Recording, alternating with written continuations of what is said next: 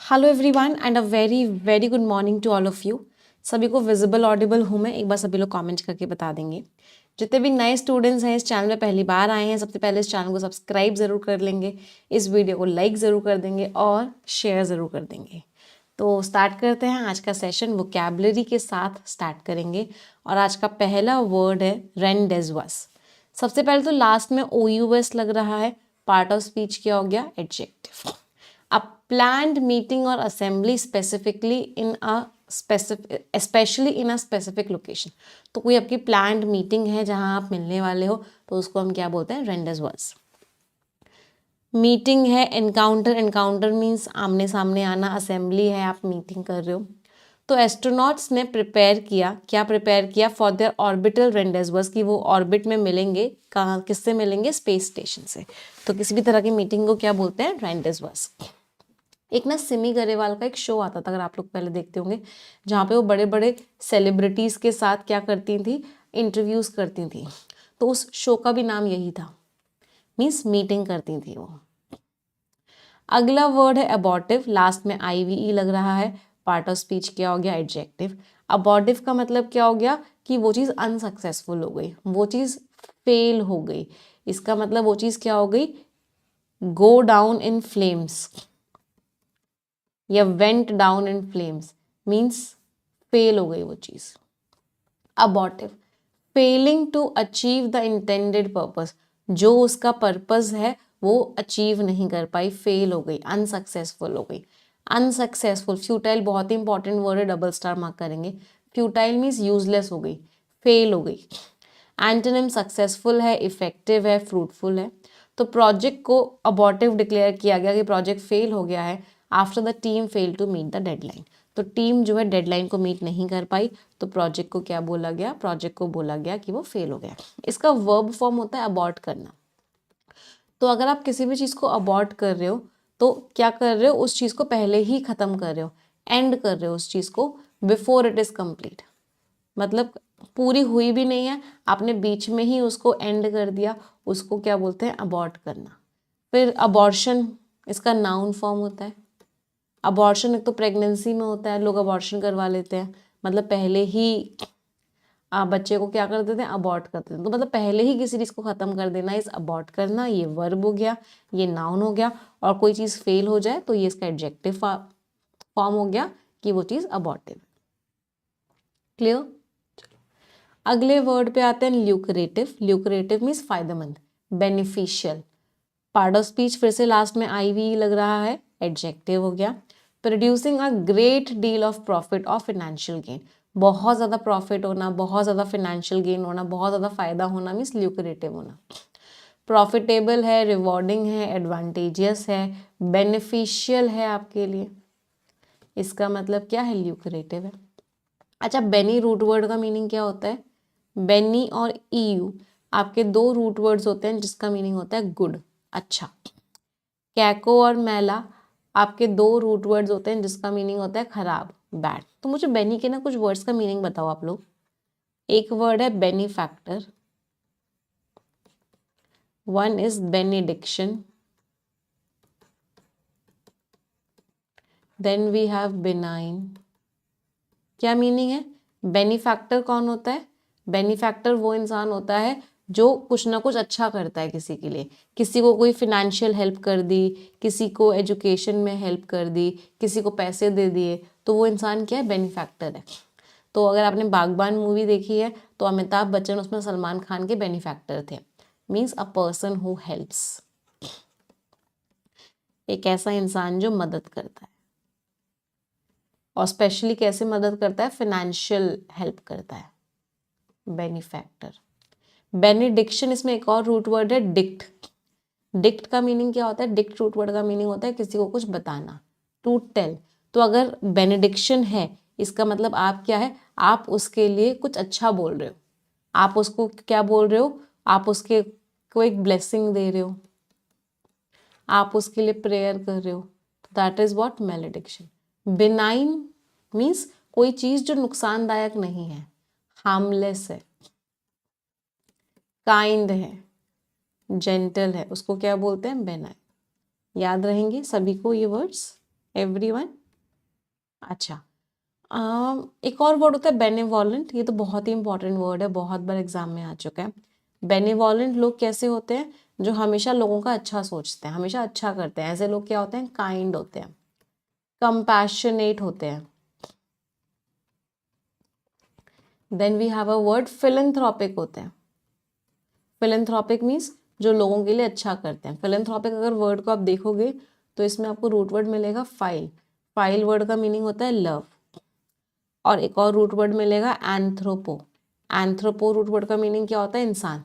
तो जो लोग इंसानों से प्यार करते हैं फिलैंथ्रोपिक होते हैं। एल्ट्रुइस्टिक होते हैं।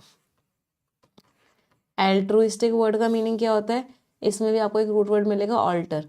ऑल्टर का मीनिंग होता है अदर। आपने अपनी जिंदगी दूसरों के लिए समर्पित कर दी है, इसका मतलब आप कैसे हो? अल्ट्रुइस्टिक हो। तो ऐसे लोग क्या होते हैं? बेनेवोलेंट होते हैं, बहुत ही काइंड होते हैं। पार्ट ऑफ स्पीच क्या है? सारे लोगों के बारे में बात कर रहे हैं तो एडजेक्टिव हो गए। अच्छा, फिलैंथ्रोपिक वर्ड का मतलब है लोगों को प्यार करने वाले। तो मिसैंथ्रोपिक का मतलब क्या हो गया? मिस एक रूट वर्ड होता है, फिर से इसके दो मतलब होते हैं। एक तो मिस का मतलब होता है रॉन्ग, गलत, और एक मिस का मतलब क्या होता है? नफरत करना। तो मिसैंथ्रोपिक क्या करते हैं? नफरत करते हैं लोगों से, मतलब ये बहुत ही क्रूअल होते हैं, ये लोगों से नफरत करते हैं। वन हु हेट्स पीपल, ऐसे इंसान को क्या बोलते हैं? मिसैंथ्रोपिक। अच्छा, बिनाइन का मीनिंग हार्मलेस था, तो अब आप लोग मुझे बताओगे इस वर्ड का मीनिंग। मेलाइन का मीनिंग क्या हो गया? मैला का मीनिंग था खराब, तो मेलाइन इज व्हाट? इविल, बहुत ही गंदा, बहुत ही खराब। वो क्या हो गया? मेलाइन हो गया। मेलेडिक्शन का मीनिंग क्या हो गया? बेनेडिक्शन का मीनिंग था प्रेयर, तो मेलेडिक्शन का मीनिंग क्या हो गया? आपने किसी को कुछ खराब बोला, कर्स। यस, चलो एंटोनिम्स पे आ जाते हैं। ल्यूक्रेटिव के अनप्रॉफिटेबल है, अनप्रोडक्टिव है, लॉस मेकिंग है, लॉस ही लॉस कर रहा है, कोई फायदा ही नहीं हो रहा। तो जो स्पेस का टूरिज्म है, जो अंतरिक्ष का टूरिज्म है, वो हम उम्मीद कर रहे हैं कि एक बहुत ही फायदेमंद इंडस्ट्री होने वाली है फ्यूचर में। अगले वर्ड पे आते हैं परसीव। आप किसी चीज को परसीव कैसे कर रहे हो, मतलब आप उसको समझ कैसे रहे हो। परसेप्शन पता है सभी को? वर्ब्स ऑफ परसेप्शन क्या होती है, या सेंसेस ऑफ परसेप्शन क्या होते हैं? 5 सेंसेस ऑफ परसेप्शन होते हैं। परसेप्शन भी जैसे आप दुनिया को देखते हो, दुनिया को समझते हो, दुनिया को इंटरप्रेट करते हो। तो 5 कौन कौन सी चीजें हैं जैसे आप आसपास की दुनिया को समझते हो? आपकी आंखें, आपका नोज, आपका टंग, आपका स्किन, आपके ईयर्स। तो ये 5 सेंसेस ऑफ परसेप्शन है। तो परसेप्शन नाउन है, उसी का वर्ब फॉर्म क्या है? परसीव। किसी चीज को समझना, किसी चीज को लेके अवेयर होना, रिकॉग्नाइज करना, अंडरस्टूड करना, डिसन करना। डिसन करने का मतलब भी क्या होता है? समझना। एंटोनिम्स, आपने इग्नोर कर दिया, ओवरलुक कर दिया, डिसरिगार्ड कर दिया, कोई वैल्यू ही नहीं दी। तो जो नई पॉलिसी है उसको कैसा समझा गया? पब्लिक के द्वारा नई पॉलिसी को गलत समझा गया, अनफेयर समझा गया, पब्लिक को लगा कि ये सही नहीं है। आगे बढ़ते हैं। अगला वर्ड आ गया इनएविटेबल, लास्ट में ABLE लग रहा है। पार्ट ऑफ स्पीच क्या हो गया? एडजेक्टिव। इनएविटेबल का मतलब क्या हो गया? जिस चीज से आप बच नहीं सकते, वो चीज क्या है? इनएविटेबल है। फॉर एग्जाम्पल डेथ कैसी होती है? डेथ आपकी इनएविटेबल होती है, डेथ से कोई भी नहीं बच सकता। सर्टेन टू हैपन, होगी ही होगी। अनअवॉइडेबल है, नहीं बच सकते भाई। अनअवॉइडेबल है, सर्टेन है, इनएस्केपेबल है, और क्या बोल सकते हैं? इनएक्सोरेबल है, नहीं बच सकते उससे, 100% होगी ही होगी। एंटोनिम्स, अवॉइडेबल है, बच सकते हो, अनसर्टेन है, पता नहीं होगी या नहीं होगी, प्रिवेंटेबल है, बच सकते हो। अच्छा, मुझे कुछ और सिनोनिम्स बता दो इनएविटेबल के, बहुत बार कर रहे हैं। अच्छा, पहले तो इडियम्स देख लेते हैं। कोई चीज ऑन द कार्ड्स है, मतलब होने वाली है। ऑन द होराइजन है। इन दोनों शब्द का मतलब क्या होता है? इन दोनों शब्द का मतलब होता है something is about to happen, वो चीज क्या होने वाली है? वो चीज होने वाली है। चलो, अब इसके कुछ मिलते जुलते वर्ड्स होते हैं। एक होता है अनअसेलेबल, एक होता है इनविंसिबल, एक होता है इम्प्रेग्नेबल, देन वी हैव इनवल्नरेबल, फिर एक होता है इनएलेक्टेबल। नोट डाउन करते हुए चलना। फिर एक वर्ड होता है इररिप्रोचेबल।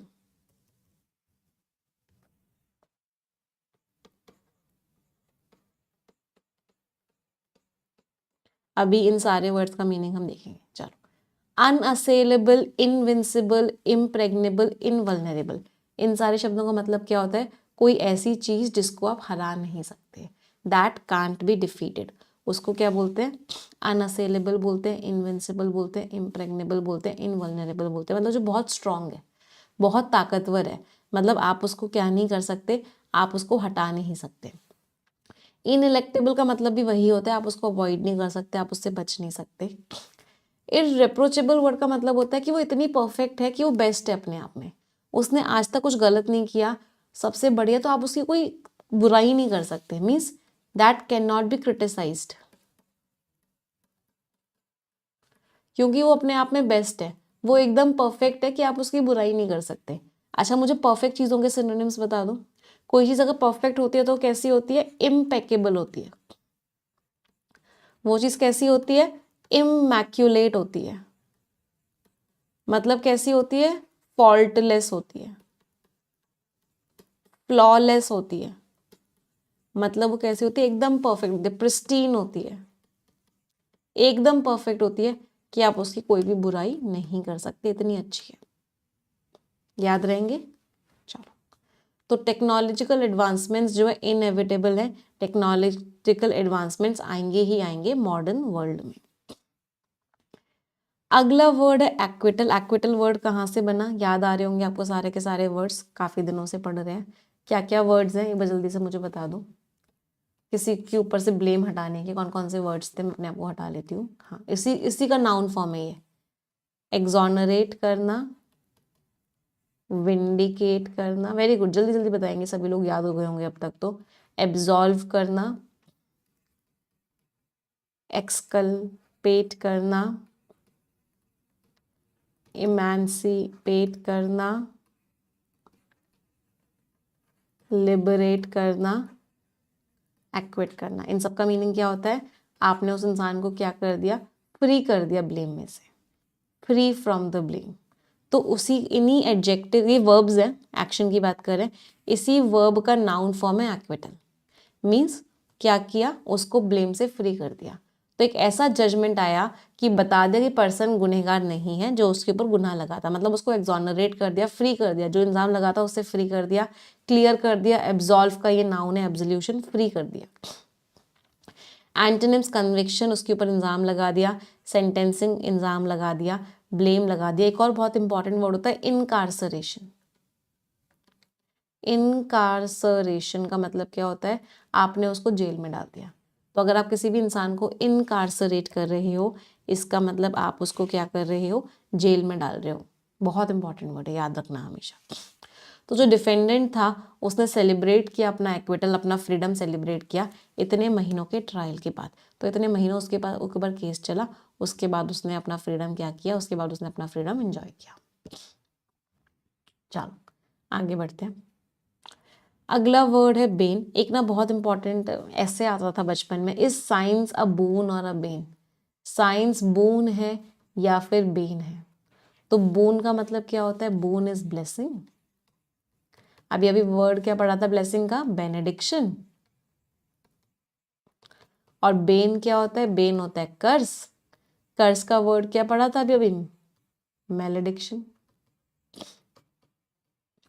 तो साइंस क्या है? साइंस आपका बून है या बेन है? मतलब ब्लेसिंग है या फिर कर्स है। पार्ट ऑफ स्पीच नाउन हो गया। A cause of great distress और अनॉयंस, कोई चीज जो आपको बहुत ज्यादा परेशान कर दे। कर्स, बर्डन, एफ्लिक्शन का मतलब क्या होता है? आपके ऊपर बहुत, आपको बहुत पेन दे। एंटोनिम्स ब्लेसिंग है, बून है, बेनिफिट है।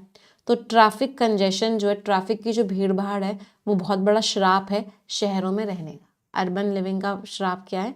ट्रैफिक कंजेशन, ट्रैफिक में जो भीड़ होती है। Next word is stepping stone. Stepping stone का मतलब क्या होता है? कि कोई चीज जो आपको आगे बढ़ने में हेल्प करे, उसको बोलते हैं स्टेपिंग स्टोन। आपको आगे बढ़ना है तो आप इसके ऊपर पैर रख के आगे बढ़ सकते हो, मीन्स स्टेपिंग स्टोन। ये पूरा का पूरा एक फ्रेज है।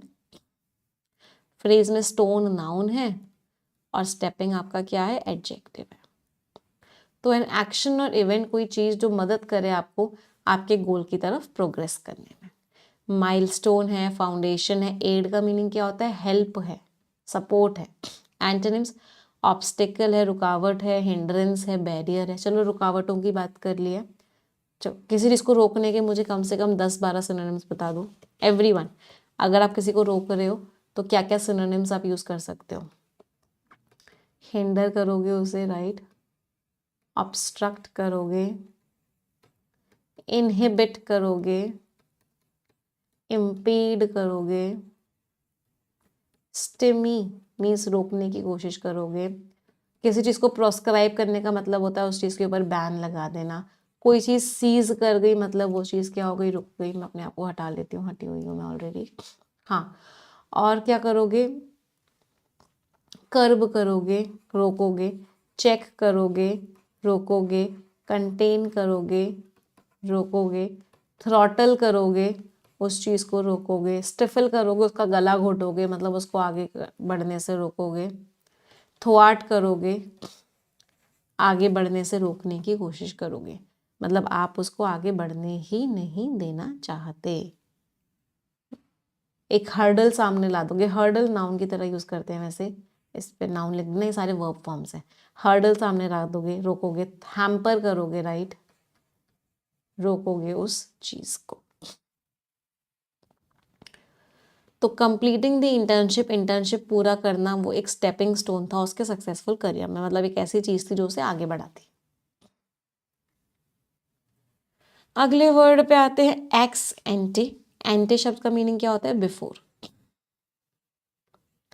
तो आपने क्या किया, किसी चीज को उसके प्रिडिक्शंस के बेसिस पे, जो पहले से उसके बारे में पता है उसके बेसिस पे किया, मतलब रिजल्ट के बेसिस पे नहीं किया, आपने पहले से ही उस चीज का अनुमान लगा दिया। तो बेस्ड ऑन फोरकास्ट और predictions rather than actual results. Anti word हो गया, पोर वर्ड हो गया, प्री या प्रो वर्ड हो गया। इन सब शब्दों का मीनिंग क्या होता है, बिफोर। तो एक्स एंटे मीन्स कोई चीज बेस्ड है प्रिडिक्शंस के ऊपर, रिजल्ट के ऊपर नहीं, आपके अनुमानों के ऊपर। प्रोडक्टिव है, प्रोजेक्टिव है, प्रीएम्प्टिव, मतलब वो अपने अनुमान के ऊपर उस चीज को बना रहे हो। एक्स पोस्ट रिजल्ट के बाद बना रहे हो, रेट्रोस्पेक्टिव हो गई है वो चीज, अब उससे पहले, उसके पहले का सोच रहे हो। रेट्रो रूट वर्ड का मीनिंग क्या होता है, रेट्रो मीन्स ओल्ड। बहुत बार ना ऑथर की टोन रेट्रोस्पेक्टिव होती है। रेट्रोस्पेक्टिव टोन का मतलब क्या होता है कि ऑथर है तो 2025 में, लेकिन सोच रहे हैं 1819 की, या सोच रहे हैं 2002 की। तो जब आप अभी प्रेजेंट में रह के पुरानी सोचते हो तो उसको बोलते हैं रेट्रोस्पेक्टिव टोन। कंपनी की जो स्ट्रैटेजी थी उसको डिवाइस किया गया, उसको बनाया गया विद एक्स एंटे अजम्पशंस, मतलब पुराने अजम्पशंस को लेके अबाउट मार्केट ट्रेंड्स, मतलब अनुमान के ऊपर बनाया गया उसको, अजम्पशंस लिए गए कि ऐसा ऐसा हो सकता है। अच्छा, डिवाइस एक वर्ड यहाँ पे आया था, तो क्या सभी को डिफरेंस पता है डिवाइस और डिवाइस में? एक वर्ड होता है डिवाइस और एक वर्ड होता है डिवाइस। ये एग्जाम में बहुत बार आया है एरर डिटेक्शन के क्वेश्चन में। तो ये जो डिवाइस होता है ये एक वर्ब होता है, इसका मीनिंग होता है आप किसी चीज़ को प्लान कर रहे हो, क्रिएट कर रहे हो। ये डिवाइस एक नाउन होता है और इसका मतलब क्या होता है, कोई इक्विपमेंट है आपका जिससे आप कोई काम कर रहे हो, कोई मशीन है, तो वो आपकी क्या है, डिवाइस है। ये एसी वाला और सी वाला हमेशा पंगा करेगा, हमेशा याद रखना, एसी वाला वर्ब होता है, सीई वाला नाउन होता है। Same is the case with advice और एडवाइस। तो एसई वाला वर्ब है, सीई वाला नाउन है। Same is the case with practice and practice. तो ये एसई वाला वर्ब है और ये सीई वाला नाउन है। मैम एक्स एंटी पढ़ के एक्स की याद आ गई। बेटा क्या रखा है एक्स की यादों में, प्रेजेंट में जियो। एक्स को याद करके क्या जॉब मिल जाएगी, नहीं मिलेगी।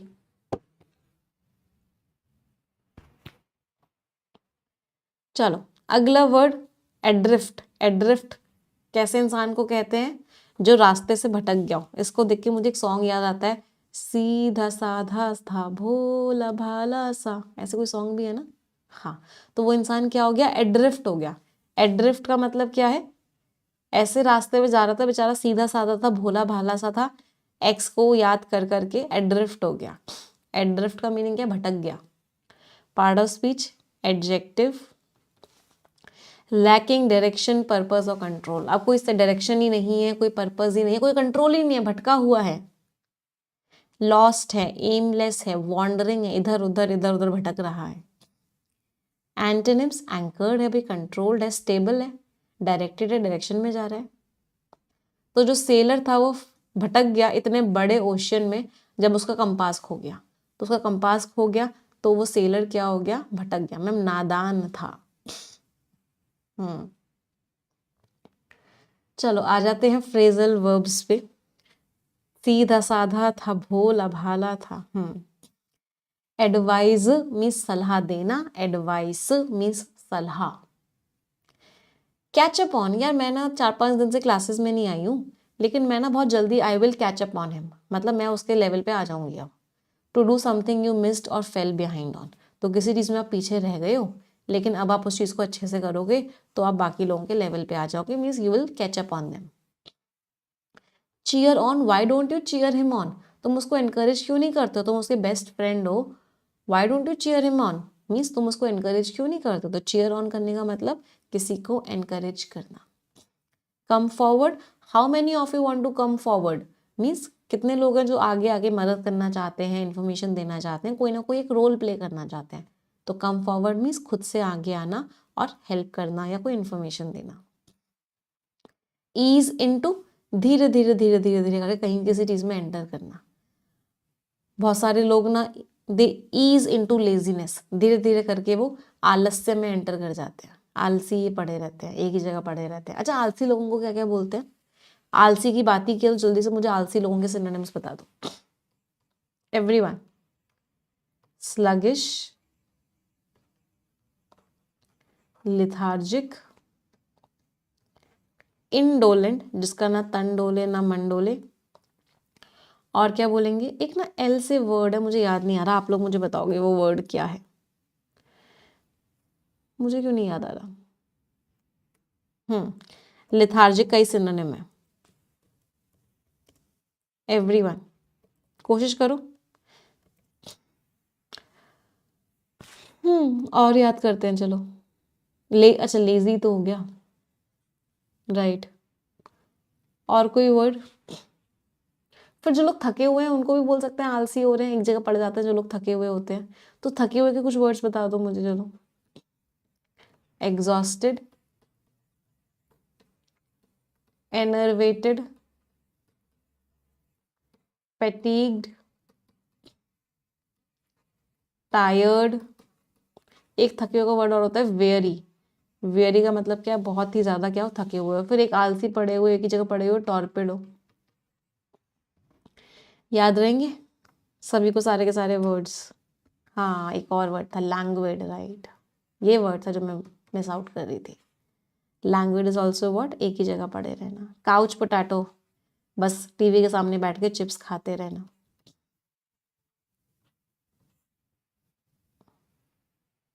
चलो आ जाते हैं इडियम्स एंड फ्रेजेस पे। Grease the palm, grease the palm means Hindi में बोलते हैं थोड़ा चाय पानी करवा दो भाई, इंग्लिश में बोलते हैं जरा पाम को ग्रीस कर दो, मतलब हाथ में खुजली हो रही है उसमें कुछ ग्रीसिंग कर दो, मतलब पैसा दे दो, रिश्वत दे दो। तो grease the palm means to bribe discreetly. Discreetly का मीनिंग क्या होता है, केयरफुली, बहुत केयरफुली रिश्वत देना। टू गेन फेवर, जिससे कि आपका फायदा हो सके। हाँ, स्लॉथफुल भी कह सकते हैं, राइट, बिल्कुल सही बात है। लेजी को क्या कह सकते हैं, स्लॉथफुल भी कह सकते हैं। चलो अगला, turn a deaf ear. Generally husbands क्या करते हैं, वाइफ पूरी कहानी सुना रही होती है, they turn a deaf ear towards wives.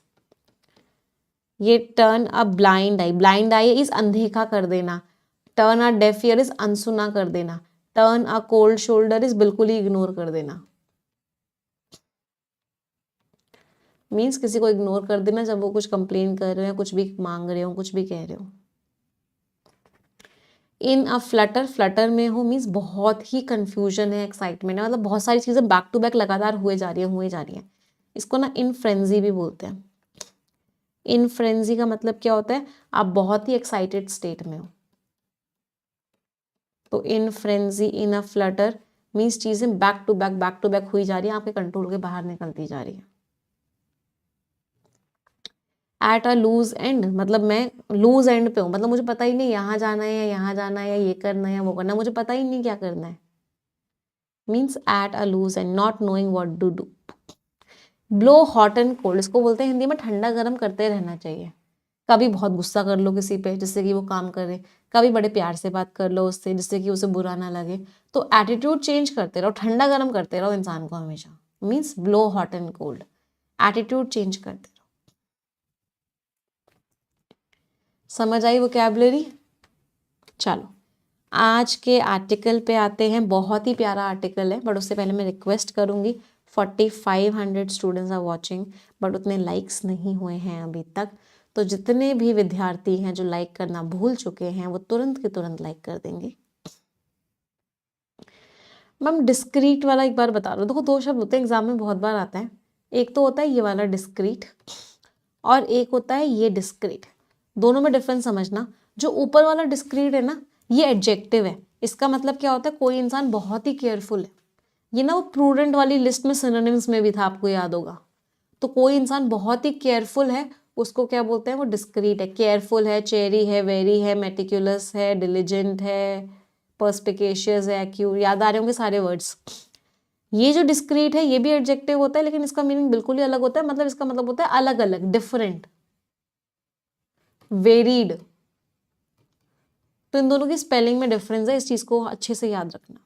Yes, separate भी कह सकते हैं, अलग सा।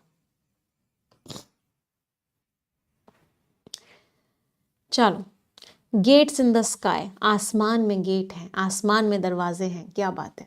ऑन इसरो एंड स्पेडेक्स, इनकी बात करने वाले हैं। बड़ा प्यारा आर्टिकल लग रहा है। चलो पढ़ते हैं, पहले आप पढ़ेंगे। रीड एवरीवन, सभी लोग रीड करेंगे।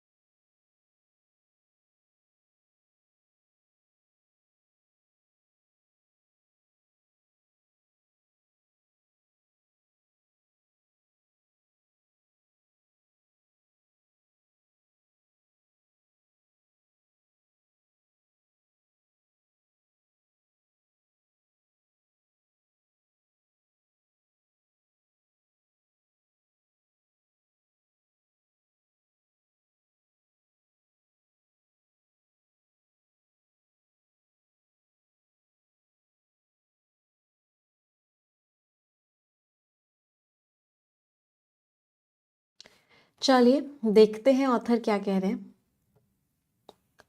ऑन दिसंबर 30, 2024, दिसंबर 30, 2024 को Indian space research organisation ISRO ने, ये बहुत इंपॉर्टेंट आर्टिकल है करंट अफेयर्स को लेके भी ना, तो बहुत ध्यान से पढ़िएगा इस आर्टिकल को। लॉन्च्ड इट, इसरो ने लॉन्च किया अपना PSLV C60 मिशन। तो ये मिशन उन्होंने लॉन्च किया। उसका जो प्राइमरी पेलोड था, पेलोड का मतलब क्या होता है, उसमें प्राइमरी मीन्स इंपॉर्टेंट, में पेलोड का मतलब क्या होता है, एक तरीके से उसमें जो जो सामान था, तो जो सामान जो उसको सबसे ज्यादा वेट दे रहा था उसको क्या बोलते हैं, पेलोड। जो उसका लोड था उसके अंदर क्या क्या था, पेयर ऑफ सैटेलाइट्स थी, कुछ सैटेलाइट्स थी for the space docking experiment, इस एक्सपेरिमेंट का नाम है इस एक्सपेरिमेंट के लिए, या फिर इसको बोला गया स्पेडेक्स।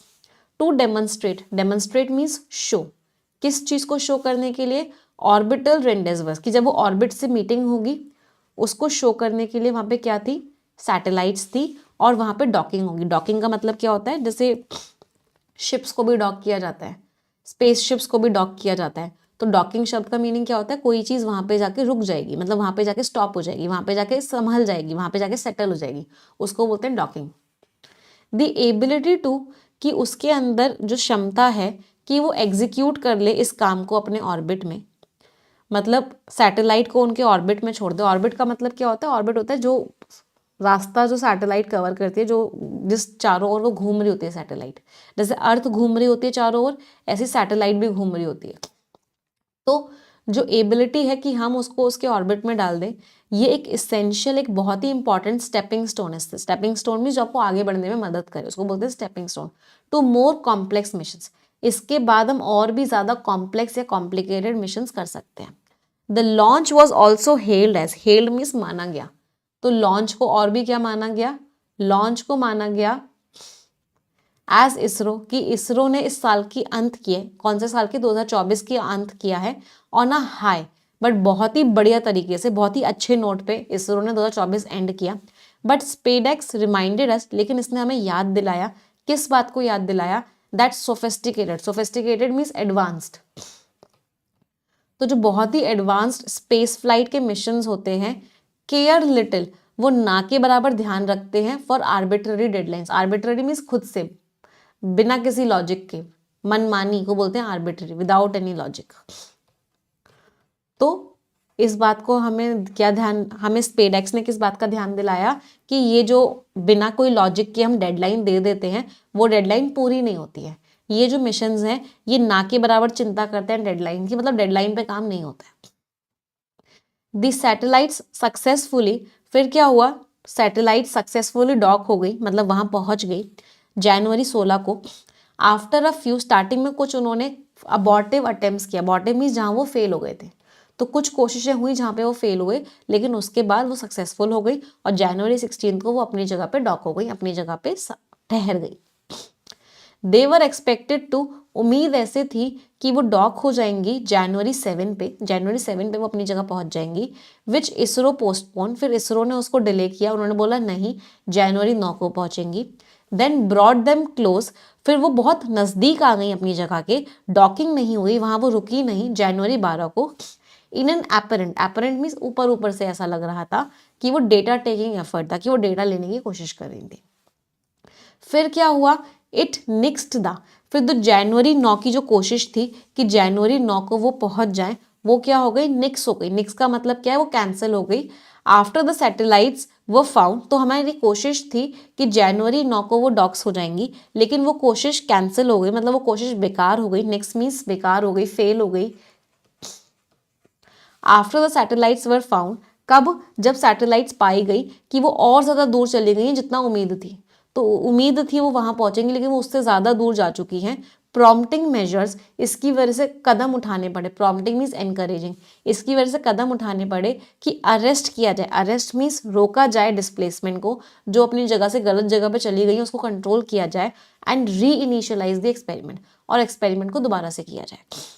वंस डॉक्ड, अब वो एक बार अपनी जगह पे पहुंच चुकी हैं, रुक चुकी हैं अपनी जगह पे। इसरो बिगैन टेस्ट, इसरो ने टेस्ट करना शुरू किया टू वेरीफाई, इस चीज़ को चेक करने के लिए कि क्या सैटेलाइट्स जो है इलेक्ट्रिक पावर को एक्सचेंज कर सकती है, एक दूसरे को इलेक्ट्रिक पावर दे सकती है, फिर वो क्या अनडॉक कर सकती है अपनी जगह से हटके, फिर वो क्या अलग अलग हो सकती है। Followed by testing their own payloads, उनके अंदर जो पेलोड्स है, मतलब उनका जो लोड है उसको टेस्ट कर सकती है, जो लगभग कितने टाइम चलेगा? 2 साल चलेगा। तो बेसिकली पूरे पैराग्राफ में क्या दिया हुआ है कि इसरो ने दिसंबर 30 को लॉन्च किया था अपना मिशन, वो जनवरी 7 को पहुंचना था, फिर जनवरी 9 को पहुंचना था, फिर वो जनवरी 12 को पहुंचना था, बट एक्चुअल में वो जनवरी 16 को पहुंचा है। कुछ कोशिशें हमारी फेल हो गई, लेकिन अब जाके वो फाइनली अपनी जगह पे पहुंच चुकी हैं, और इसरो ने 2024 का अंत जो किया था वो बहुत ही बढ़िया मिशन से किया था।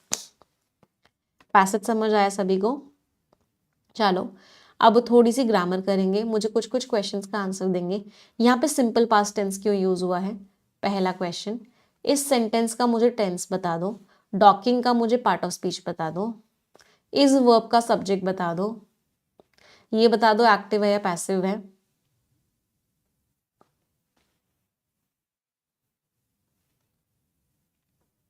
ये बता दो एक्टिव है या पैसिव है,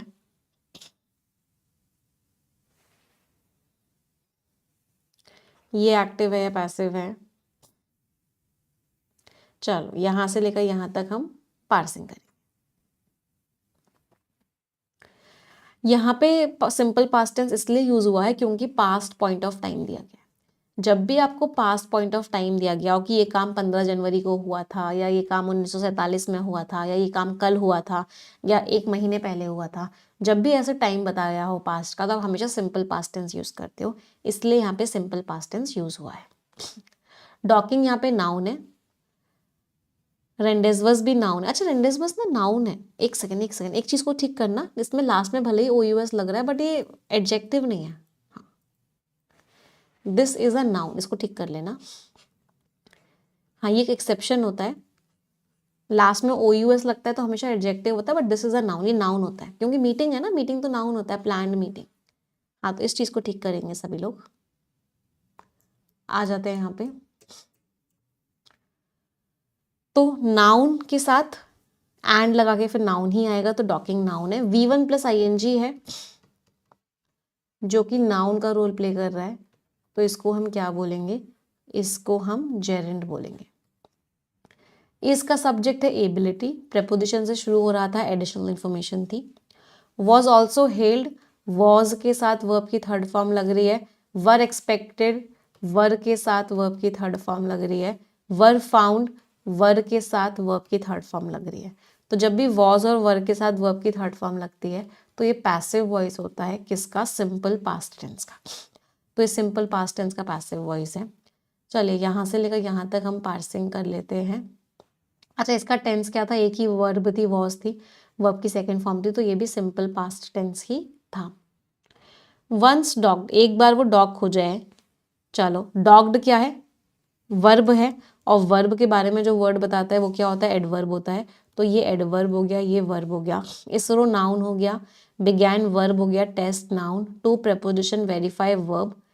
इफ जो है कंजंक्शन का रोल प्ले कर रहा है। ISRO began test to verify, उन्होंने टेस्ट शुरू किए वेरीफाई करने के लिए। किस चीज़ को वेरीफाई करने के लिए, मतलब दो अलग अलग चीज़ों को कनेक्ट कर रहा है, इसलिए कंजंक्शन हो गया। द आर्टिकल हो गया, सैटेलाइट्स नाउन हो गया, कुड वर्ब हो गया, एक्सचेंज वर्ब हो गया, इलेक्ट्रिक एडजेक्टिव हो गया, पावर नाउन हो गया। इफ और देन, अगर वो कर सकती है और उसके बाद नहीं, इफ और देन ये वाला देन नहीं है, अगर वो एक्सचेंज करें और उसके बाद वो क्या करें, अनडॉक करें, तो ये हमें टाइम बता रहा है, तो ये एडवर्ब ऑफ टाइम हो गया। अनडॉक भी वर्ब हो गया, एंड कंजंक्शन हो गया, सेपरेट वर्ब हो गया, फॉलोड वर्ब हो गया, बाय प्रेपोजिशन हो गया, टेस्टिंग V1 + ING हो गया, देयर एडजेक्टिव हो गया, own adjective, payloads noun, that conjunction, would verb, BE verb, spread verb, over 2 years, years noun है, नाउन के बारे में जो वर्ड बता रहा है एडजेक्टिव, और एडजेक्टिव के बारे में जो वर्ड बता रहा है एडवर्ब। कितने लोगों के सारे आंसर्स ठीक निकले? आई hope many of you.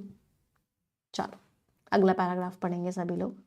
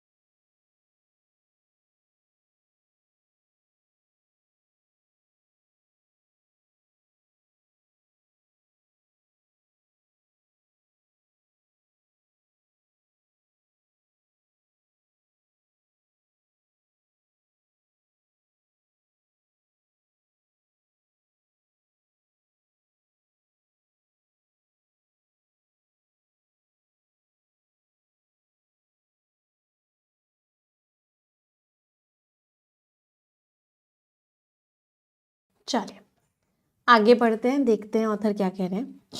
The C60 mission, ये जो इनका मिशन है इसरो का, ऑल्सो लॉन्च्ड, इसने क्या लॉन्च किया, the 4th stage of the rocket, rocket की चौथी स्टेज को लॉन्च किया एज एन ऑर्बिटल प्लेटफॉर्म। तो वो क्या होगा, ऑर्बिटल प्लेटफॉर्म होगा। इट कैरीड, मतलब वहां से चीज़ें लॉन्च होंगी।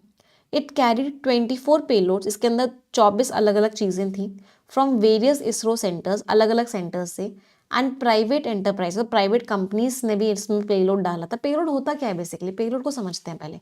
पेलोड का मतलब होता है कि कोई भी व्हीकल के अंदर, जैसे रॉकेट क्या है बेटा, रॉकेट एक तरीके से व्हीकल है, इसके अंदर अब अलग अलग सैटेलाइट्स है मान लो, इसके अंदर अलग अलग इक्विपमेंट है, तो वो इसका अलग अलग पेलोड है। तो इसके अंदर क्या क्या चीज़ें हैं अपनी अलग अलग, तो वो पेलोड्स हैं। तो इसके अंदर 24 पेलोड थे इस रॉकेट के अंदर, जो अलग अलग सेंटर से थे और अलग अलग प्राइवेट कंपनी से थे, जो अलग अलग टेक्नोलॉजी को टेस्ट कर रहे थे। जो विक्रम साराभाई स्पेस सेंटर का कॉम्पैक्ट रिसर्च मॉड्यूल है ऑर्बिटल प्लांट स्टडीज के लिए, सारे नाम है, वॉज एबल टू हैव, इसके अंदर क्या था, इसने क्या करवा दिया, काउपी सीड्स थे। तो इन्होंने क्या किया था, अब अलग अलग टेक्नोलॉजी हम क्या करना चाह रहे थे, हम अलग अलग टेक्नोलॉजी टेस्ट करना चाह रहे थे। तो एक टेक्नोलॉजी क्या टेस्ट हुई कि काउपी सीड्स, मतलब एक तरह के ये सीड्स ही होंगे जो जर्मिनेट करवा दिए उन्होंने, मतलब उनमें से प्लांट निकलवा दिया ऑर्बिट में। ऑर्बिट मीन्स जिस रास्ते पे वो मूव कर रही थी। कैप्चरिंग द पॉपुलर इमेजिनेशन, मतलब आप क्या इमेजिन कर रहे थे, क्या पेड़ उग सकते हैं स्पेस में, तो इन्होंने क्या किया, स्पेस में पेड़ उगवा दिए। डॉकिंग अलाउज, अब डॉकिंग में क्या होता है, स्पेस फेयरिंग कंपोनेंट्स जो है, स्पेस फेयरिंग का मतलब क्या, जो स्पेस में एक तरीके से ट्रैवल कर रहे हैं, वो जो कंपोनेंट्स हैं हम उनको अलग अलग लॉन्च कर सकते हैं। अब जब एक जगह वो व्हीकल रुक गया तो इसके अंदर जो जो चीज़ें हम उनको लॉन्च कर सकते हैं अलग अलग, और फिर हम उनको असेंबल कर सकते हैं, उनको मिला सकते हैं, जिससे कि वो एक बहुत बड़ा मॉड्यूल बना लें। मतलब अलग अलग सामान रखा हुआ था, इसको पहले निकालो और फिर उससे मिला के एक बहुत बड़ा मॉड्यूल बना लो। This allows a space agency, तो इसमें क्या करता है, एक स्पेस एजेंसी प्लान कर पाती है inter planetary mission, inter planetary means दूसरे प्लानिट में जाने के मिशन को, जिनके स्पेसक्राफ्ट हैवी होते हैं than what the heaviest rockets can launch. तो जिनके स्पेसक्राफ्ट बहुत ही हैवी होते हैं, उससे जो रॉकेट्स लॉन्च कर सकते हैं उससे भी बहुत ज़्यादा हैवी होते हैं। तो डॉकिंग इज दस अ सिंबॉलिक गेटवे, डॉकिंग एक रास्ता है नई नई अपॉर्चुनिटीज का। और चंद्रयान 4 का जो ल्यूनर सैंपल था, ल्यूनर मीन्स मून का जो सैंपल था, जो मून से हमें सैंपल वापस लेके आना था, वो इसका एक बहुत अच्छा एग्जाम्पल है। इन एंटिसिपेशन, एंटिसिपेशन मीन्स आप किसी चीज की उम्मीद कर रहे हो कि ऐसा होगा ऐसा होगा, इसका मतलब आप एंटिसिपेशन में वेट कर रहे हो, एक्सपेक्टेशन है आपको कि ऐसा होगा। तो एंटिसिपेशन में इसरो ने स्पार्डेक्स सैटेलाइट्स में खूब सारा फ्यूल दिया है, खूब सारा फ्यूल डाला है, जिससे कि वो खूब सारा बार ट्राई कर सके और लगातार डेटा को कलेक्ट कर सके। उसकी जो खुद की नर्वसनेस है, इसरो इतना नर्वस हो रहा था, वो चीज़ एकदम एविडेंट हो गई। एविडेंट मीन्स एकदम क्लियर हो गई। आफ्टर द फर्स्ट 2 अटेम्प्ट्स, पहले 2 अटेम्प्ट्स जो हुए तो उसने बैक डाउन कर लिया। बैक डाउन मीन्स वापस ले लिया। पहले उसने वादा किया था इसरो ने कि सक्सेसफुल अटेम्प्ट जो होगा ना, हम उसको लाइव स्ट्रीम करेंगे, हम सबको दिखाएंगे जो कोशिश की जा रही है, जो अटेम्प्ट किया जा रहा है डेटा को कलेक्ट करने का चीज़ों का। लेकिन फिर उसने वो बैक डाउन कर लिया, वापस ले लिया पहले 2 अटेम्प्ट्स के बाद, क्योंकि वो फेल हो गए थे। तो पूरे पैराग्राफ का मेन आइडिया क्या था, पूरे पैराग्राफ का मेन आइडिया यही था कि इसरो के मिशंस के बारे में बात हो रही थी, C60 मिशन के बारे में बात हो रही थी, किस तरीके से डॉकिंग होती है, किस तरीके से स्पेडेक्स मिशन का से उम्मीद क्या थी इसरो को, और कैसे उन्होंने बोला था कि हम लाइव स्ट्रीमिंग करेंगे, उसको वापस ले लिया क्योंकि स्टार्टिंग में जो मिशन था वो फेल हो गया, जो स्टार्टिंग की जो कोशिशें थी वो फेल हो गई थी। अब बहुत सारे बच्चों को पता है, ऐसा लग रहा होगा कि ये आर्टिकल हमको समझ नहीं आ रहा। देखो, इस तरह के आर्टिकल्स को समझने के लिए साइंटिफिक नॉलेज की ज़रूरत है। हम ना यहाँ पे इंग्लिश पढ़ने के लिए, इस बात को समझना आप लोग।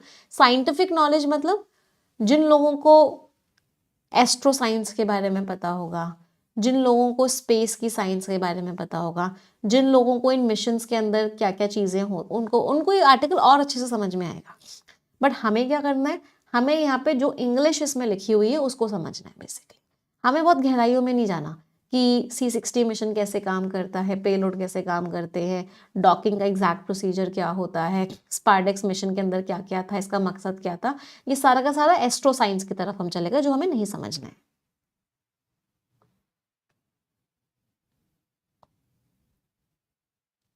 चलो नेक्स्ट पैराग्राफ पढ़ेंगे।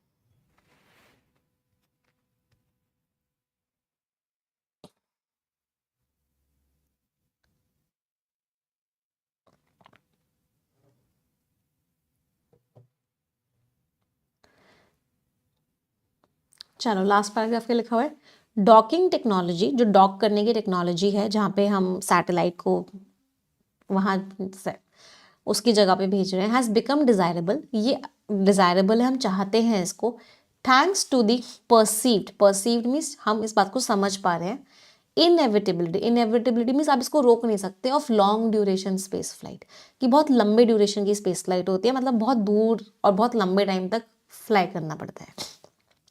द प्रेशर टू, जो प्रेशर था कि कॉस्ट को कम करो, इम्पोज्ड बाय, ये किसने डाला, said crewed missions to Mars, मतलब लोगों को अगर भेजना है हमें मार्स में, क्रूड मीन्स लोगों को अगर भेजना है, या फिर हमें स्पेस माइनिंग ऑपरेशंस करने हैं, स्पेस में से निकालने हैं मटेरियल्स मेटल्स वगैरह, हैज़ रेंडर्ड आइडियाज, रेंडर्ड का मीनिंग, रेंडर्ड का अपना खुद का मीनिंग नहीं होता है, ये सिर्फ किसी चीज़ को करने के लिए यूज़ होता है। तो इसने क्या किया है, ऐसे आइडियाज़ को क्या किया है, जैसे कि आइडियाज़, जैसे कि इन स्पेस सैटेलाइट सर्विंग, कि आप स्पेस में ही सैटेलाइट को ठीक कर लो, and orbital resupply platforms, orbital resupply platforms बनाओ, इन आइडियाज़ को इसने क्या किया, दोनों में जिसमें डॉकिंग की ज़रूरत होगी, आपको अगर सैटेलाइट को ठीक करना है तो उसको रोकना पड़ेगा ना, तभी तो ठीक कर पाओगे, तो डॉकिंग इसलिए इंपॉर्टेंट हो गई है। तो ये सारे के सारे जो आइडियाज़ हैं क्या हो गए, और भी ज़्यादा ल्यूक्रेटिव हो गए, ल्यूक्रेटिव का मतलब क्या, अट्रैक्टिव हो गए, बेनिफिशियल हो गए। इसरो का प्लान है कि वो लॉन्च करना स्टार्ट करेगा भारतीय अंतरिक्ष स्टेशन को, बीएएस को, इस डेकेड के लास्ट में, मतलब डेकेड मीन्स 2021 से 2030 वाला जो डेकेड है, इसके लास्ट की तरफ हम क्या करेंगे, इसरो क्या करेगा, भारतीय अंतरिक्ष स्टेशन को लॉन्च करेगा। As it embarks, embarks means starts, तो जैसे जैसे इसरो एक नए पड़ाव पे आ रहा है ऑपरेशंस के कामों के, वी नारायण जो है इसरो के अब न्यू चेयरमैन है, तो इसरो को इसको अब कैसे डिस्क्राइब करना चाहिए, कैसे बताना चाहिए कि कोहेरेंट विजन है, कोहेरेंट मीन्स कनेक्टेड, ये एक कनेक्टेड विजन है for the x एंटे utility expected of BAS, BAS भारतीय अंतरिक्ष स्टेशन से हम जो उम्मीद कर रहे हैं, हम उम्मीद क्या कर रहे हैं, एक्स एंटे यूटिलिटी, एक्स एंटे का मतलब क्या होता है कि अभी पता नहीं है, रिजल्ट्स नहीं आए, उम्मीदों के बेसिस पे ही हम आइडेंटिफाई कर रहे हैं कि इसका यूज क्या होगा, उसको बोलते हैं एक्स एंटी यूटिलिटी। तो उनको अब क्या करना होगा, इसरो को क्या करना पड़ेगा, एक विजन देना होगा, एक कनेक्टेड विजन देना होगा कि आप बीएएस से क्या क्या उम्मीद कर रहे हो, और बीएएस भारतीय अंतरिक्ष स्टेशन जो है वो क्या क्या करेगा।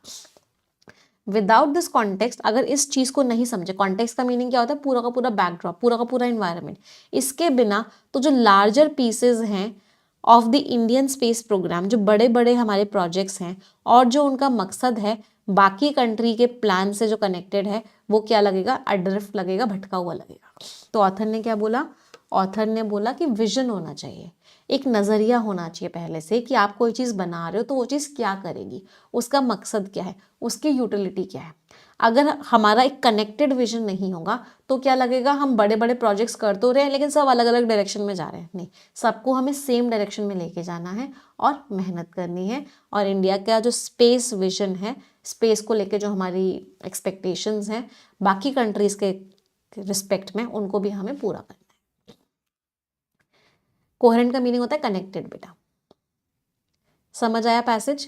टोन इन्फॉर्मेटिव थी, एनालिटिकल थी, इन्फॉर्मेटिव ऑथर ने इन्फॉर्मेशन दी थी, एनालाइज किया, जो हो रहा है उसके बेसिस पे अपना एनालिसिस दिया है। एडिटोरियल की टोन इन्फॉर्मेटिव और एनालिटिकल तो होती ही होती है। चलो क्वेश्चंस पर आते हैं, क्वेश्चन तो समझ में आएगा हमें पैसेज कितना समझ आया। चलो फर्स्ट क्वेश्चन आंसर बताएंगे सभी लोग।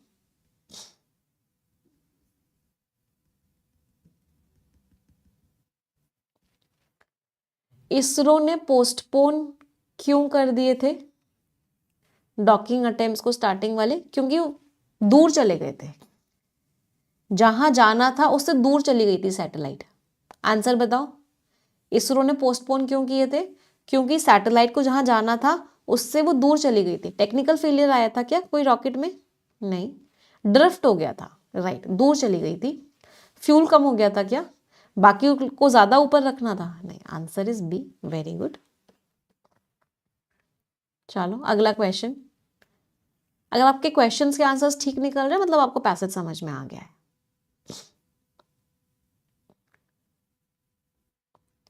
इसरो ने कौन सी चीज फेस करी जब उसके पहली जो 2 कोशिशें हुई हैं वो फेल हो गई, तो इसरो ने क्या किया था, पहले इसरो ने, याद करो हमने पैसेज पढ़ा था, एक वादा किया था, लेकिन फिर इसरो ने बोला नहीं यार ये वादा मैं पूरा नहीं कर पाऊंगा। तो इसरो ने क्या वादा किया था? इसरो ने वादा किया था कि मैं लाइव स्ट्रीमिंग करूंगा। फिर इसरो ने क्या किया, उस वादे को पीछे ले लिया, नहीं भाई मैं लाइव स्ट्रीमिंग नहीं कर पाऊंगा। पब्लिक फंडिंग की तो बात ही नहीं हुई है, पब्लिक की बुराई की भी बात ही नहीं हुई, पब्लिक ने कोई बुराई नहीं करी, कोई फंडिंग नहीं।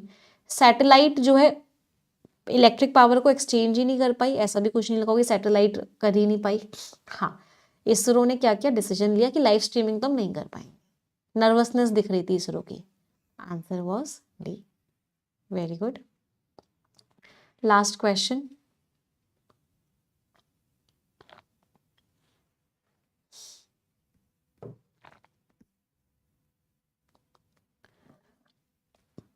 इसरो के क्या प्लान्स हैं? ऑथर ने सजेशन क्या दिया है, पैसेज ने क्या सजेस्ट किया है इसरो के प्लान्स को लेकर? तो बीएस को लेकर इसरो ने क्या बात करी थी?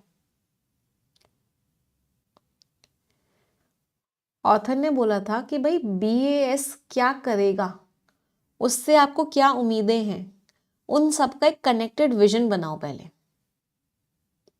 अगर आप बीएस का कनेक्टेड विजन बनाओगे, उसकी उम्मीदों को बताओगे, तभी आप कर पाओगे कुछ, नहीं तो भटक जाओगे।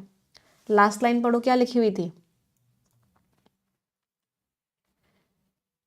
एक कोहेरेंट विजन दो। सबसे पहले तो इसरो को सबसे पहले तो एक विजन देना पड़ेगा कि इसका यूज क्या है, बीएएस से उम्मीदें क्या है, बीएएस का यूज क्या है।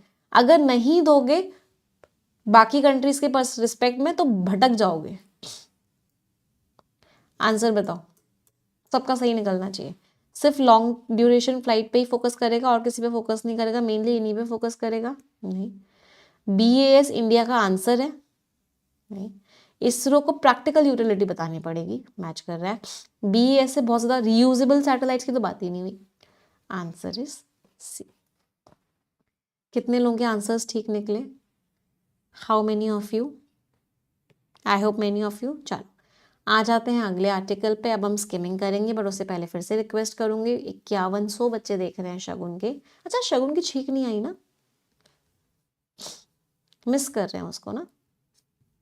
चलो स्किमिंग करते हैं। हाँ 5100 लाइक्स हो जाएंगे तुरंत की तुरंत। Open era on the Australian open, किसकी बात हो रही है? मैच की बात हो रही है। कितने लोग हैं स्पोर्ट्स प्रेमी? उन लोगों को ये आर्टिकल बहुत पसंद आएगा। चलिए पढ़िए और मुझे मेन आइडिया बताइए। अब सिर्फ मेन आइडिया बताना है।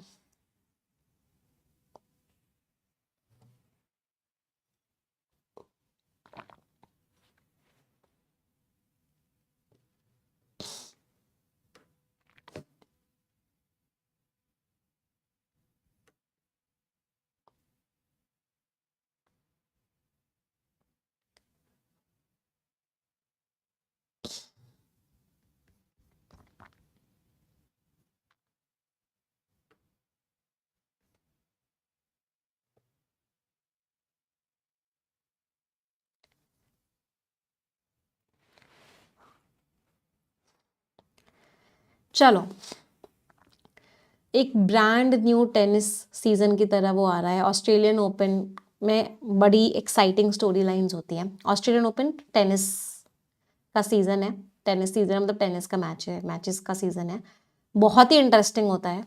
2025 का जो एडिशन है संडे को स्टार्ट हो गया, इस कोई एक्सेप्शन नहीं है, बहुत इंटरेस्टिंग चीज़ें हैं। नोवैक जी की जो सर्च है कि वो रिकॉर्ड ब्रेकिंग 25th मेजर लेके आएंगे। जेनिक सिनर का जो टाइटल डिफेंस है, मतलब वो भी अपना टाइटल बचाएंगे, मतलब वो भी जीतने की कोशिश करेंगे। उनके ऊपर डोपिंग क्लाउड में उनके ऊपर इल्ज़ाम लगा था कि उन्होंने कहीं ना कहीं नॉर्म्स एंड रेगुलेशंस को फॉलो नहीं किया है, कुछ ना कुछ डोपिंग का मतलब क्या होता है, स्पोर्ट्स में ना डोपिंग के बहुत इल्ज़ाम लगाए जाते हैं कि लोगों ने क्या किया है, जो स्पोर्ट्समैन है उन्होंने क्या किया, कोई ऐसे सब्सटेंस का यूज़ किया, कोई स्टेरॉइड लिया या कोई ऐसी दवाई लिया, कोई ऐसा ड्रग लिया है जिससे उनकी एनर्जी इन्हांस हो जाए, एनर्जी बढ़ जाए, तो वो अलाउड नहीं होता है। तो उस चीज़ का भी उनके ऊपर शक था। कार्लोस अल्कारेज जो हैं एक ट्रॉफी चाहते हैं मेलबॉर्न में, और आर्यना चाहती हैं कि हैट्रिक कर ले। उनके फिर राइवल्स भी है, रोजर फेडरर और राफेल नैडल तो रिटायर हो चुके हैं। तो डिजोकोविक अकेले रिप्रेजेंटेटिव हैं उस बिग 3 एरा से। तो टेनिस के बिग 3 किनको बोला जाता है? इन तीनों को बिग 3 बोला जाता है, रोजर फेडरर, नाडल और डिजोकोविक को। अब ये दोनों तो रिटायर हो चुके हैं, तो इकलौते यही बचे हैं। ये 37 ईयर ओल्ड हैं, 10 बार चैंपियन रह चुके हैं। इन्होंने नवंबर 2023 के बाद से एटीपी टूर लेवल नहीं जीता है।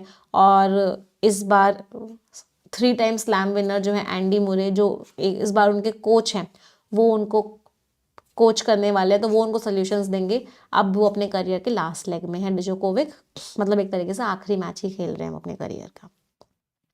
तो बेसिकली मेन आइडिया क्या था कि ऑस्ट्रेलियन ओपन शुरू हो चुका है, बिग 3 प्लेयर्स में से 2 प्लेयर्स तो रिटायर हो चुके हैं, एक ही प्लेयर बचे हैं बिग 3 प्लेयर्स में से, दैट इज डिजोकोविक। हालांकि उनकी भी एज बहुत ज़्यादा हो चुकी है, लेकिन इस बार उम्मीद है कि वो अच्छा परफॉर्म करेंगे और एक टाइटल जीत लेंगे। चलो नेक्स्ट पैराग्राफ स्किमिंग करके मेन आइडिया बताएंगे।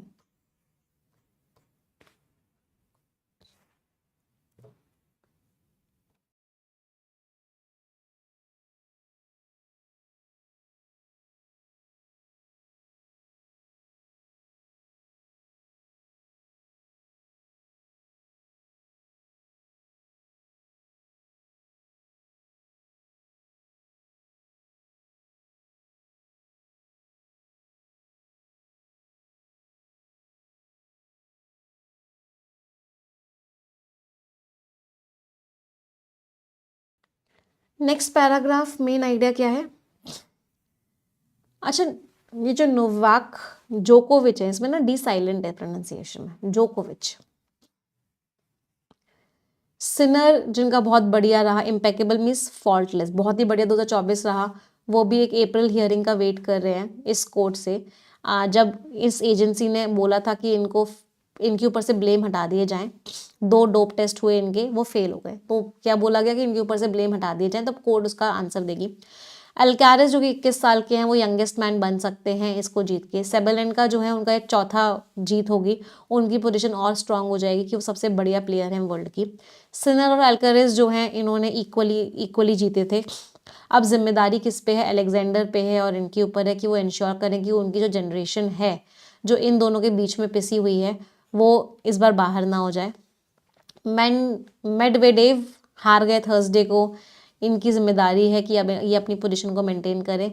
हालांकि अभी क्लियर नहीं है कि कौन जीतेगा कौन नहीं जीतेगा, लेकिन अभी बहुत लड़ाई चल रही है टॉप पे इन तीनों प्लेयर्स के बीच में। तो बेसिकली पूरे पैराग्राफ में बस ये बताया हुआ है कौन से प्लेयर की क्या कंडीशन है, कौन से प्लेयर की क्या सिचुएशन है। तो ऑथर ने सारे प्लेयर्स के नाम लिए और हर प्लेयर की सिचुएशन बताई। सिनर एक हियरिंग का वेट कर रहे हैं, अल्कारेज वो यंगेस्ट मैन बन सकते हैं जीतने वाले, सेबेलेंका का चौथा जीत होगी अगर वो जीत जाती हैं तो हर प्लेयर की क्या क्या सिचुएशन है, वो सारी की सारी सिचुएशंस बताई हैं इस पैराग्राफ में। चलो लास्ट पैराग्राफ मेन आइडिया बताएंगे।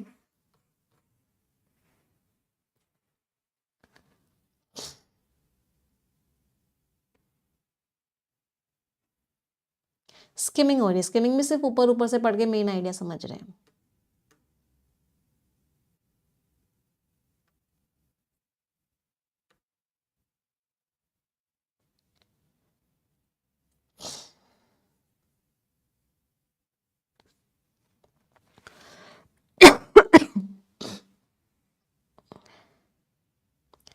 लास्ट पैराग्राफ, ये 5 टाइम चैंपियन है, 23 साल की का जो इनका ऑरा थोड़ा सा कम हो गया था जब इनके ऊपर एक बैन लगा था, क्योंकि इनका पॉजिटिव डोप टेस्ट आ गया था, मतलब इन्होंने वही सब्सटेंस कंज्यूम किया था और पॉजिटिव आ गया था टेस्ट। फिर जो गॉफ है वो लैक ऑफ कंसिस्टेंसी है, वो कंसिस्टेंट नहीं है, लेकिन अगर वो अपना फॉर्म को कैरी करें तो हो सकता है वो इस बार जीत जाए। इंडियंस जो है इन सारी कन्वर्सेशंस का पार्ट नहीं होते। सुमित नागल जो है बाहर हैं, पहले ही राउंड में हार गए। मेंस डबल्स के जो प्रैक्टिशनर्स हैं रोहन, जो 2024 में जीते थे, वो भी क्या है, वो भी हार ही गए हैं। तो इंडियंस तो है ही नहीं इन सब कन्वर्सेशंस का पार्ट, मतलब इंडियंस टेनिस में बहुत अच्छा परफॉर्म नहीं कर रहे हैं। तो फिर से बताया हुआ है अलग अलग प्लेयर्स के बारे में, और लास्ट में ऑथर ने बोला कि इंडियंस बहुत ज़्यादा अच्छा परफॉर्म नहीं करते हैं टेनिस में कभी भी इन सारी कन्वर्सेशंस का पार्ट होते ही नहीं है। बाकी लोग कॉम्पिटिशन्स में, बट इंडियंस नहीं है। चलो क्वेश्चंस देखते हैं। आर्यना सेबेलेंका की परफॉर्मेंस को लेके बात हो रही है। तो जब भी हम स्किमिंग करते हैं हम क्वेश्चन को कीवर्ड की हेल्प से करते हैं।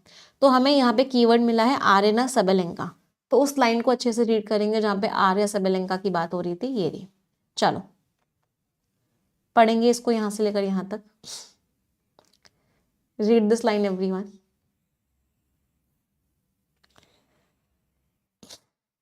ये उनका 4th स्लैम है। वो बेस्ट हार्ड कोर्ट प्लेयर की पोजीशन को स्ट्रांग बना सकती हैं अगर वो इस बार जीत गई तो। चलो आंसर बताओ अब।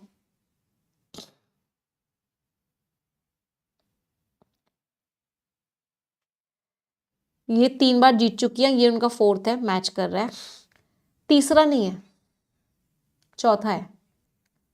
टफ कंपटीशन है, वो डोपिंग बैन से रिटर्न कर रही है। नहीं, ये तो किसी और के बारे में लिखा हुआ था। Answer is a. Very good. Last question, keyword mark करो और फिर कीवर्ड वाली लाइन देखनी है। जो सैंडविच जनरेशन है उनको क्या प्रॉब्लम फेस करनी पड़ रही है, क्या चैलेंज है उनके सामने। सैंडविच जनरेशन मीन्स दो के बीच की, तो किन दो के बीच की सैंडविच है वो। चलो कीवर्ड कहाँ मिला था, ये मिला था। किन दो के बीच में वो सैंडविच है। Read this line everyone. Big 3 जिसमें रोजर फेडरर, नोवाक जोकोविक हैं और सिनर और एल्गारेस, इन दोनों जनरेशन के बीच में वो सैंडविच है। चलो आंसर बताओ। टूर्नामेंट को उनको डोमिनेट करना है अगेंस्ट द बिग 3। बिग 3 तो पार्टिसिपेट ही नहीं कर रहे, बिग 3 में से सिर्फ एक ही इंसान पार्टिसिपेट कर रहा है। उनको उन प्लेयर्स के अगेंस्ट compete करना है जिनके ऊपर डोपिंग के इल्जाम लगे हुए हैं, ये चैलेंज है। नहीं, उनको अपना रेलेवेंस प्रूव करना है बिग 3 और इन दोनों टाइम के बीच का सही है। उनको अपने प्रीवियस अचीवमेंट्स को सरपास करना है, क्रॉस करना है, ये चैलेंज है। नहीं, आंसर इज सी। समझ में आता है स्किमिंग से कैसे करते हैं क्वेश्चन। स्किमिंग बहुत इंपॉर्टेंट है, सीखनी पड़ेगी, सबको सीखनी पड़ेगी। अब तो SBI PO में 40 क्वेश्चन वैसे भी करने हैं, तो स्किमिंग के बिना तो काम चलेगा ही नहीं। और इसीलिए मैं रोज एडिटोरियल में आप लोगों को स्किमिंग करवाती हूँ, because skimming is very important. चलो मैच द कॉलम्स, आंसर्स बताएंगे, देखते हैं कितने इडियम्स आपको याद हुए। ग्रीस द पाम, रिश्वत देना। Turn a deaf year, ignore करना। इन अ फ्लटर, इन अ फ्रेंजी, बहुत एक्साइटेड होना। एट लूज एंड, पता ही नहीं होना कहाँ जाना है। ब्लो हॉट एंड कोल्ड, ठंडा गर्म देते रहना। एटीट्यूड चेंज करते रहना। BACE and D। Scores everyone. 10 शब्द है, इनमें से 3 वर्ड्स का मीनिंग सभी को कमेंट में लिखना है। आप सभी की जिम्मेदारी है कि आप कम से कम 3 वर्ड्स का मीनिंग कमेंट में लिखेंगे ही लिखेंगे। इट इज योर रिस्पॉन्सिबिलिटी, हर किसी को अपनी जिम्मेदारी पूरी करनी है। यस, जो बच्चे मीनिंग्स लिखेंगे उनमें से एक बच्चे को हम success no more an illusion book भी गिफ्ट करेंगे। उस बच्चे के घर वो बुक भिजवाई जाएगी। तो मेक श्योर कीजिए कि सभी लोग कम से कम 3 वर्ड्स का मीनिंग कमेंट में लिखें ही लिखें। जो बच्चे मुझसे कंप्लीट इंग्लिश पढ़ना चाहते हैं वो आज के आज ही सब्सक्रिप्शन ले लेंगे। परफेक्शन और एडिटोरियल की क्लासेस में अगर आप रेगुलरली आओगे आपकी इंग्लिश बहुत स्ट्रांग हो जाएगी। जितना डिले करोगे बाकी बच्चे आपसे उतना आगे निकल जाएंगे, उतना ही पीछे रह जाओगे। तो आज से ही आदत बनाओ कि परफेक्शन और एडिटोरियल की क्लासेस में आप रेगुलरली आओ। 2 घंटे अपनी इंग्लिश को रोज दो। 2 घंटे रोज दोगे अपनी इंग्लिश को, इंग्लिश ऑटोमेटिकली बहुत अच्छी हो जाएगी। अब हम मिलेंगे परफेक्शन की क्लास में 9 बजे। जितने लोगों ने सब्सक्रिप्शन नहीं लिया था वो आज के आज सब्सक्रिप्शन ले सकते हैं। अभी भी ऑफर चल रहा है। आई थिंक, मुझे 1 मिनट दो, मुझे पता लगाने दो ऑफर चल रहा है या नहीं चल रहा। Just give me a second. Offer चल रहा है, 30% का आप लोगों को डिस्काउंट मिल जाएगा। You will get 30% discount. आप कोड लगाओगे सफलता तो आपको 30% का डिस्काउंट मिल जाएगा। आपको सारे सब्जेक्ट्स पढ़ने हैं, कंप्लीट बैंकिंग की तैयारी करनी है, IBPS का कैलेंडर आ चुका है, SBI PO है, SBI क्लर्क है। आप कंप्लीट सब्सक्रिप्शन भी ले सकते हो। कोड वही लगाओगे सफलता, यू विल गेट 30% डिस्काउंट। ठीक है, ये टेलीग्राम चैनल्स हैं, इनको ज्वाइन कर लो। यहाँ आपको सारी PDF, सारी मैगजीन मिल जाएगी। कोई डाउट, कोई क्वेरी होता है हमें इस नंबर पे व्हाट्सएप करके पूछ लेना, या फिर इस वीडियो के डिस्क्रिप्शन में एक फॉर्म दिया हुआ है, उस फॉर्म को फिल कर देना। टीम आपको कॉल करेगी, आपके सारे डाउट्स एंड क्वेरीज का आंसर देगी। वैलिडिटी बेटा 1 साल की ले लो। 30% का डिस्काउंट मिल जाएगा आपको, अच्छा खासा डिस्काउंट मिल जाएगा। और कोई दिक्कत किसी को, दुविधा किसी को, बट क्लासेस में रेगुलरली आओ। अगर क्लासेस में नहीं आओगे तो कोई फायदा नहीं है, किसी चीज़ को पूरा करो या फिर बिल्कुल मत करो। ये जो बीच वाली सिचुएशन होती है ना आधा अधूरा करने की, ये प्रॉब्लमैटिक होती है। अगर टाइम दे रहे हो किसी चीज़ को तो सिलेक्शन लो और उसके लिए क्लासेस में रेगुलरली आओ। चलिए, फिर भी कोई डाउट रह जाता है हमें इस नंबर पे व्हाट्सएप कर देना, इस वीडियो के डिस्क्रिप्शन में फॉर्म है, उस फॉर्म को फिल कर देना। सेशन एंड करते हैं। Thank you everyone.